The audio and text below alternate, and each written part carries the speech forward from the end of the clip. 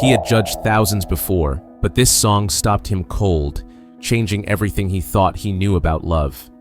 The America's Got Talent Theater in Los Angeles hummed with its familiar energy. Another evening of auditions, another stream of hopefuls crossing the stage that had become hallowed ground for dreams.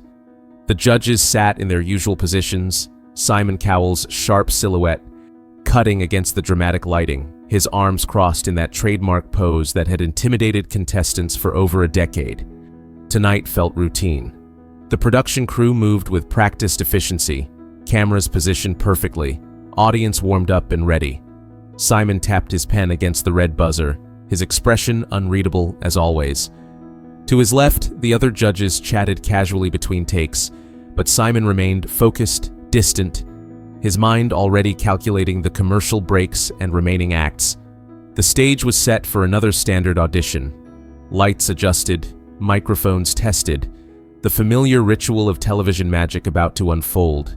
Nothing suggested that in the next 12 minutes, everything Simon Cowell believed about strength, vulnerability, and the purpose of his own heart would be fundamentally altered. Backstage, a figure stood in the wings, clutching something small and white. His name was David Matthews, 35 years old, wearing a simple gray sweater that his wife Sarah had bought him last Christmas. In his pocket, he carried a hospital bracelet, one that had never been worn. The tiny wristband read, "Baby Boy Matthews, October 15th, in careful blue letters, followed by a weight that would forever remain at 0 pounds, 0 ounces. David had driven 8 hours from Portland to Los Angeles, leaving Sarah at home because she couldn't bear to hear him sing the song. Not yet, maybe not ever. But David had made a promise in that hospital room, holding a child who would never hear his voice, never open his eyes, never cry for comfort in the middle of the night. He had whispered promises into silence, and today he was here to keep one of them. The stage manager gave him the signal. "You're up." David Matthews walked into the lights, carrying more than just a song. He was carrying 6 months of grief, a marriage tested by unimaginable loss, and a lullaby written for ears that would never hear it. The audience applauded as David reached center stage. He looked ordinary, unremarkable, the kind of man you might see in a grocery store or waiting at a bus stop. But there was something in his posture, a careful control that suggested someone who had learned to hold himself together through sheer will. Simon leaned forward slightly. Something about this contestant's energy was different, not the usual nervous excitement or desperate ambition. This felt heavier, more purposeful. "Hello," Simon said in his crisp British accent. "What's your name?" "David Matthews." His voice was steady, but Simon caught the slight tremor underneath. "And where are you from, David?" "Portland, Oregon." Simon nodded. "And what are you going to do for us today?" David shifted his weight, his hand unconsciously moving toward his pocket where the hospital bracelet lay hidden. "I'm going to sing a song I wrote." "Okay, and who did you write it for?" The question hung in the air for a moment. David looked down at the stage, then back up at Simon. When he spoke, his voice cracked just slightly. "I wrote it for my son." The casual chatter in the audience began to fade. Something in David's tone had shifted the atmosphere. "That's lovely," one of the other judges said gently. "Is he here tonight?" David's composure faltered for just a second. He looked directly at Simon, as if somehow sensing that the sharp-tongued judge would understand what he was about to say. "No. He died before he was born, 6 months ago." The silence that followed was absolute. Even the production crew seemed to freeze. Simon's pen stopped tapping. His expression didn't change, but something behind his eyes shifted. A recognition of pain that transcended the usual sob stories and emotional manipulations he'd heard over the years. "I'm very sorry for your loss," Simon said quietly, his voice softer than usual. David nodded, pulling the hospital bracelet from his pocket. He held it up, and the camera zoomed in on the tiny blue letters. His name was going to be Oliver. We had everything ready, the nursery painted, the crib assembled, and I had written this song for him, to sing to him when he couldn't sleep. The judges sat in stunned silence. This wasn't the typical audition story. This was raw, unfiltered grief standing under blinding lights, holding a microphone. But I never got to sing it to him, David continued, his voice steady despite the tears beginning to form in his eyes. The doctors said there was no heartbeat at 38 weeks. We lost him right before he was supposed to come home. Simon felt something twist in his chest. In 15 years of judging talent shows, he had heard every conceivable story, every attempt to tug at heartstrings. But this wasn't manipulation. This was a father who had never gotten to be a father, standing on a stage because he had made a promise to someone who would never hear him keep it. "And you want to sing the lullaby now?" Simon asked gently. "I promised him I would," David said simply. "In the hospital, when they let me hold him for the first and last time, I promised I would sing his song somewhere beautiful, somewhere important, so he would know that even though he couldn't stay, he was loved, he was wanted, he mattered." Simon's jaw tightened. His hands, usually so restless, lay flat on the table. For the first time in his career, he didn't trust his voice not to break. "What's the song called?" one of the other judges asked softly. "Sleep Now, Little Star," David replied. "It's about how some lights burn so briefly that we barely see them, but they still light up the whole sky." The metaphor hit Simon like a physical blow. He thought of his own son, Eric, sleeping safely at home, taking for granted all the goodnight kisses and bedtime stories that David would never have. The arbitrariness of loss, the way life could promise everything and deliver nothing, suddenly felt overwhelmingly present. "Whenever you're ready," Simon said, his voice rougher than usual. David closed his eyes and began to sing. His voice was untrained but pure, carrying the weight of 6 months of grief and all the love that had nowhere to go. The melody was simple, haunting, built around the kind of gentle rhythm that would soothe a crying child. "Sleep now, little star, though your light was brief. You painted the darkness with beauty beyond belief." The audience was frozen. Not a sound, not a movement. Just David's voice filling every corner of that massive theater with the most intimate kind of pain. "I held you close in silence, felt your perfect little hands. Though you couldn't stay with me, I hope you understand." Simon's chest felt tight. He had built a career on being untouchable, on maintaining professional distance from the emotional chaos of other people's lives. But something about this song, this father singing to a child who existed only in love and memory, was breaking through every defense he'd ever constructed. "You'll always be my baby, my sweet and gentle boy. Though the world will never know you, you're still my greatest joy." David's voice grew stronger with each line, not technically perfect, but filled with such genuine emotion that technique became irrelevant. He wasn't performing for the judges or the audience. He was keeping a promise to his son. "Sleep now, little star, in the arms of endless night. Know that Daddy loves you. Know that you were light." Simon felt tears forming in his eyes for the first time in years. This wasn't about talent or entertainment. This was about the most fundamental human experience. Loving someone you've lost, keeping promises to people who can't hear you keep them, and finding ways to honor relationships that existed only in the heart. As David reached the bridge of the song, something unprecedented happened. Simon stood up. Not dramatically, not for show.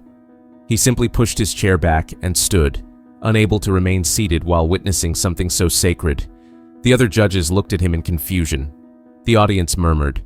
The production crew whispered frantically into their headsets, but Simon didn't acknowledge any of it. He just walked around the judges' table and started walking toward the stage. David saw Simon approaching, and his voice faltered for just a second, but he kept singing. "And when other children ask me, where's your little boy?" I'll tell them, "He's a star now, my perfect source of joy." Simon reached the edge of the stage and stopped. He didn't climb up immediately, he just stood there, looking up at David, and listened to a father sing to a child who would never sing back. "Sleep now, little star. Let your light shine from above. Know that even though you're gone, you're still surrounded by love." The final note hung in the air like a prayer. David lowered the microphone, his chest heaving with emotion and exhaustion. He looked at Simon, still standing at the edge of the stage, and for a moment they just looked at each other. Then Simon did something that had never happened in the history of the show. He climbed onto the stage. The audience gasped. Judges don't go on stage during auditions. Ever. It's an unwritten rule. But Simon didn't care about rules in that moment. He walked across the stage to David and stopped in front of him. "David," Simon said, his voice rough with emotion, "can I tell you something?" David nodded, wiping tears from his eyes. "I have a son," Simon said. "He's 4 years old, and every night when I put him to bed, I take for granted that he'll wake up in the morning. I take for granted that I'll have thousands more opportunities to sing to him, to tell him I love him, to watch him grow up." David listened, recognizing the weight of what Simon was sharing. "But you only had one moment," Simon continued. "One moment to hold your son, one chance to make him a promise. And you've traveled 8 hours to keep that promise to a child who will never know you kept it." Simon's voice broke slightly on the last words. "That's not just courage, David. That's love in its purest form. And Oliver may not be able to hear you, but everyone in this theater heard you sing to him. Everyone here witnessed a father's love that's stronger than death." David couldn't hold it together anymore. He broke down completely, and Simon did something that shocked everyone in the theater. He pulled this grieving father into a hug right there on the stage. The audience erupted, but not in applause. It was something deeper, a collective release of emotion. People weren't just crying for David and Oliver. They were crying for everyone they'd lost, every promise they'd made to people who couldn't hear them anymore, every love that continued beyond life. Simon held David for a long moment. Two men united by the understanding that some performances transcend entertainment and become acts of pure human connection. When they separated, Simon kept his hand on David's shoulder and looked back at the judges' table. "Hit the golden buzzer," he said simply. One of the judges reached over and slammed the golden buzzer without hesitation. Golden confetti exploded from the ceiling, but Simon and David barely noticed. They stood together in the middle of all that celebration, in their own quiet moment of shared understanding. After the cameras stopped rolling, Simon didn't return to the judges' table. He went backstage to find David, who was sitting alone in the green room, holding the hospital bracelet and crying quietly. "David," Simon said, knocking on the door frame.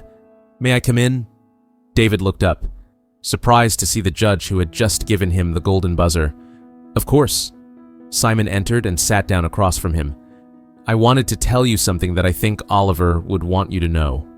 David waited, listening intently. "What you did tonight wasn't just about keeping a promise to your son," Simon said. "It was about showing the world that love doesn't end when life does, that the deepest connections we make transcend physical presence." He paused, choosing his words carefully. "I've spent my career judging performances, critiquing talent, looking for technical perfection. But tonight you reminded me what this is really about. It's not about finding the best singer or the most skilled performer. It's about finding moments of authentic human truth." David listened, the hospital bracelet still clutched in his hands. "Oliver may never have heard your voice," Simon continued, "but your love for him just reached millions of people. Your son's life, however brief, just touched hearts all over the world. That's not nothing, David. That's everything." David smiled through his tears, the first genuine smile he'd managed in 6 months. "Thank you," he said quietly, "for understanding, for not making me feel like my grief was a performance." Simon shook his head. "Your grief isn't a performance, David. It's a testament to how much you love your son, how much you'll always love him." 3 weeks later, the episode aired. David's audition became the most watched Got Talent segment in the show's history. But more importantly, it sparked something unprecedented. Parents who had lost children began sharing their own stories, their own promises, their own ways of keeping love alive after loss. David started receiving letters from fathers and mothers around the world, people who had felt alone in their grief but found community in his courage to sing for a child who couldn't hear him. 6 months after the audition, David and Sarah welcomed support groups in their home for parents navigating pregnancy loss and infant death. They called it Oliver's Light, and they met weekly to share memories, make music, and remind each other that love doesn't require presence, only presence requires love. Simon kept in touch with David, checking in regularly, not as a judge or a celebrity, but as a father who had been reminded of how precious and fragile the gift of parenthood really is. The hospital bracelet that had never been worn found a place of honor in David's home studio, where he continued to write songs. Not all of them were sad. Some were celebrations of the brief light Oliver had brought into their lives. Others were love songs to Sarah, acknowledging how grief had both tested and deepened their marriage. But every night before going to bed, David would sing "Sleep Now, Little Star" quietly to himself, keeping his promise to a son who had taught him that some loves are too big to be contained by life or death. Simon Cowell learned something that night that changed how he approached every audition afterward. The most powerful performances aren't about technical skill or commercial viability. They're about authenticity, about people brave enough to stand on a stage and share the parts of themselves that hurt the most. And sometimes the most important audience for a performance is an audience of one, someone who exists only in memory and love, but whose presence makes all the difference in the world. The empty space where Oliver should have been became filled with music, with purpose, with the understanding that some children touch the world not through their presence, but through the love they inspire in others. That's what David learned. That's what Simon learned. That's what everyone who witnessed that performance learned. Some lights burn briefly, but they still light up the entire sky. Oliver Matthews lived for 0 days, but his father's love for him continues to illuminate hearts around the world, proving that the most profound relationships aren't measured in time, but in the depth of love they create and the promises they inspire us to keep. It wasn't just television that night, it was a masterclass in how love transcends loss, how promises to the people we've lost become the most sacred commitments we'll ever make, and how sometimes the most important songs are sung not for applause, but for audiences who hear us with their hearts instead of their ears. In the months that followed, David would often think about that moment when Simon climbed onto the stage, not because it was unprecedented or dramatic, but because it represented something he had been searching for since Oliver's death. Recognition that his love was real, that his son had mattered, that grief wasn't something to be hidden away, but something to be honored. Sarah eventually watched the episode, 6 months after it aired. She sat in their empty nursery, the room they had never dismantled, surrounded by the stuffed animals and picture books Oliver would never enjoy. When David's voice filled the room, singing their son's lullaby, she cried harder than she had since the funeral. But they weren't tears of devastation. They were tears of release, of pride, of recognition that her husband had found a way to transform their darkest moment into something that could help others. He would have loved hearing Daddy sing, she whispered to the empty crib, touching the mobile they had never taken down. He would have loved knowing how many people you reached. The ripple effects of that single performance continued to spread in ways David never anticipated. Children's hospitals began incorporating music therapy programs specifically for families dealing with pregnancy loss.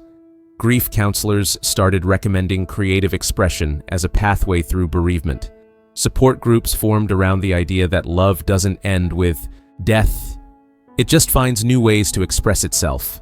Simon, meanwhile, found himself changed in ways he hadn't expected. He began checking in with Eric more often, calling home between tapings just to hear his son's voice. He started a foundation for families dealing with pregnancy loss, inspired by David's courage and funded by his own desire to honor the brief life of Oliver Matthews. "I learned something from a man named David," Simon would tell interviewers when asked about his philanthropic work. "I learned that some of the most important people in our lives are the ones we barely get to meet, and some of the most powerful performances are the ones that aren't performed for us at all."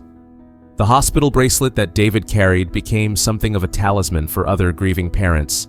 Hospitals began offering similar keepsakes, understanding that physical objects could carry emotional weight far beyond their material value. Oliver's bracelet inspired a movement of remembrance, of making space for children who lived only in love and memory. David's story became part of medical school curricula, teaching future doctors about the importance of acknowledging loss, of understanding that stillbirth wasn't just a medical event but a family tragedy that would ripple through generations. Nurses learned to ask different questions, to make space for grief, to understand that even the briefest lives leave lasting impacts. The lullaby itself took on a life of its own. Other musicians began performing Sleep Now, Little Star at memorial services and benefits for families dealing with infant loss. It became an unofficial anthem for a community that had often suffered in silence, suddenly given a voice and a melody that captured their experience. David received thousands of letters from parents around the world. Some had lost children to stillbirth, others to illness, accidents, or conditions that made life impossible, but all of them shared the same gratitude. Finally, someone had stood on a public stage and said that their children mattered, that love for them was real and valid and worth celebrating. "My daughter lived for 3 hours," wrote one mother from Australia. "For 3 years I thought I wasn't allowed to call myself a real mother because she died so quickly. Your song reminded me that I am her mother forever, and that 3 hours of love is still love worth honoring. My son was born without a brain," wrote a father from Germany. "The doctors told us he would die immediately, but he lived for 2 days. I sang to him the entire time, and your song helped me realize that those 2 days of singing were the most important performances of my life." The letters kept coming, each one a testament to the power of public vulnerability, of one man's willingness to share his most private grief on the world's most public stage. Simon began incorporating David's lesson into his judging philosophy. He started looking for authenticity over perfection, for genuine emotion over technical skill. He realized that his role wasn't just to identify marketable talent, but to recognize human truth in all its forms. "Talent can be taught," he would say in interviews, "but authenticity, the courage to stand in front of the world and share your truth, that's something you either have or you don't." David Matthews had it. Oliver gave it to him. The stage where David performed became informally known as Oliver's stage among the production crew.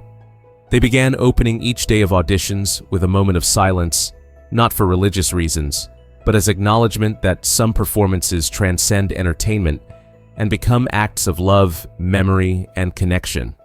David's marriage to Sarah, which had been strained by grief and different ways of processing loss, found new strength in their shared mission. They learned that healing doesn't mean forgetting, but rather finding ways to carry love forward into new purposes.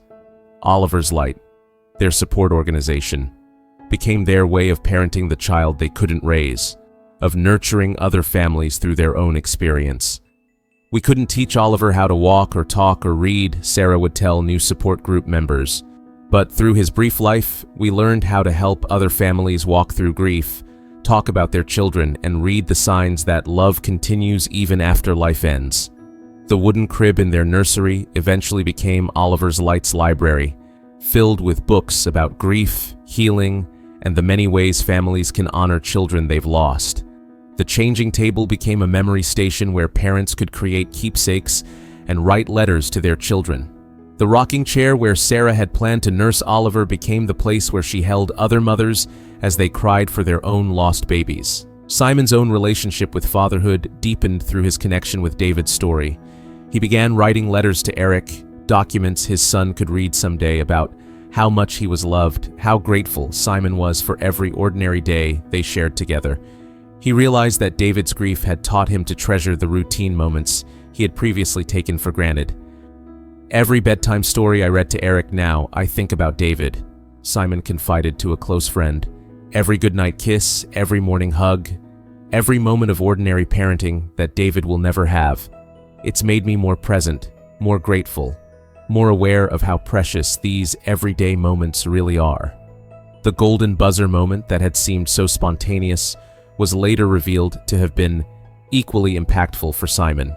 In interviews, he would describe it as the moment he stopped being just a judge and became a human being, witnessing another human being's courage. "I didn't hit that buzzer because David was talented," Simon explained. I hid it because he was brave, because he showed all of us what love looks like when it has nowhere to go except into the world through art, through music, through the willingness to be vulnerable in front of strangers. Years later, David would still perform Sleep Now, Little Star at memorial services and support group gatherings. But he also began writing new songs, pieces about hope, healing, and the way love expands rather than diminishes when it's shared with others. Oliver's story had become larger than their family's private grief. It had become a bridge connecting families around the world who understood that some love stories are measured not in years, but in depth. The empty nursery that had once represented everything they'd lost gradually became filled with evidence of everything they'd found. Letters from grateful parents, photos from support group gatherings, artwork created by children who had siblings they'd never met, but loved anyway. Oliver's presence, once marked only by absence, became visible through the community his brief life had inspired. Simon Cowell, who had built a career on finding flaws and pushing for perfection, learned from David Matthews that the most perfect performances come from imperfect hearts willing to share their truths. He began ending each season of America's Got Talent with a reminder that talent takes many forms, but the rarest talent of all is the courage to love, publicly, completely, and without guarantee of return. Some lights burn briefly, Simon would say, echoing David's metaphor, but they illuminate everything around them. Oliver Matthews burned for 0 days in this world, but his light, carried by his father's love, continues to guide families through their darkest nights. That's not just talent, that's transcendence.